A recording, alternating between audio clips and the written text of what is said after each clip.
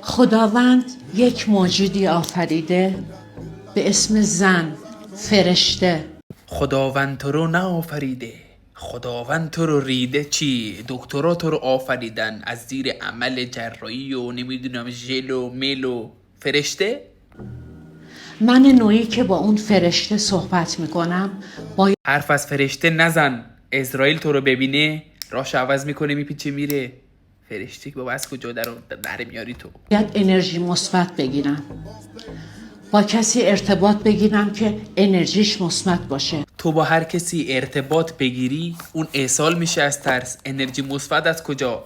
انش در میاد یارو، میرینه زیر خودش. انرژی مثبت تو رو میخواد چیکارون؟ و بیایید مثل فرشته ها زندگی کنیم ما خانوما. فرشته هستی، فرشته مرگ. از نظر من تو باید نقش اسرائیل رو بازی کنی. هر کی تو رو ببینی سکته میزنه دیگه، حرومزاده.